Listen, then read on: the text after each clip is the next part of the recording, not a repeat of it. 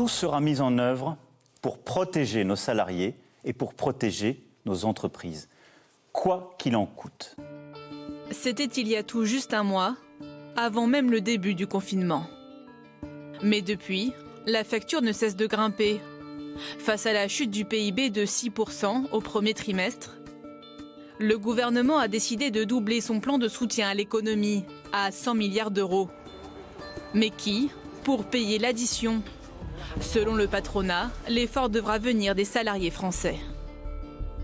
Il faudra bien se poser tôt ou tard la question du temps de travail, des jours fériés et des congés payés pour accompagner la reprise économique et faciliter, en travaillant un peu plus, la création de croissance supplémentaire. Heures supplémentaires, suppression de jours fériés ou encore report de RTT. Travailler plus, une proposition soutenue également par certains membres du gouvernement et une partie de la droite. Il faut dire les choses. Regardez l'Allemagne. L'Allemagne s'en tire mieux. Regardez les infirmières, par exemple, dans les hôpitaux publics allemands.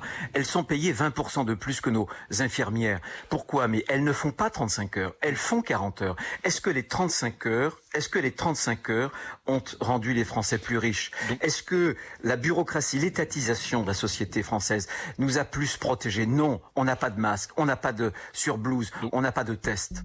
Mais chez les syndicats, hors de question de faire peser cet effort sur les salariés, dont 8 millions sont actuellement en chômage partiel, soit un salarié sur 3. C'est totalement indécent. C'est totalement indécent. Aujourd'hui, les travailleurs, comme tout le monde, sont en train de payer le coût de cette crise. Ce n'est pas à eux de payer ensuite par des slogans qui sont lancés aujourd'hui, les vieilles lunes qui reviennent en disant il faudra travailler plus, il faudra de la sueur et des larmes, etc. On ferait mieux de parler de aujourd'hui, les entreprises, elles contribueront comment au bien commun? Quels seront leurs engagements, puisqu'elles bénéficient également des aides, pour développer une économie plus vertueuse? Un appel à travailler plus, fustigé également à gauche. Pour le patron du Parti socialiste, c'est aux plus riches de faire des efforts. Quel cynisme de la part du MEDEF. Utiliser aujourd'hui une crise sanitaire mondiale pour expliquer que ça va être l'occasion de rogner sur les droits des salariés. C'est quand même extraordinaire. Tous les poncifs du MEDEF depuis des décennies sont en train de revenir sur le mode, voilà, il va falloir travailler davantage, vous aurez moins de vacances, vous aurez moins de jours fériés, vous aurez plus d'heures à travailler et on perdra les 35 heures. Et puis par la même occasion, il faudra moins de cotisations sociales, donc moins de droits pour les salariés encore, et puis il faudra moins d'impôts pour les sociétés.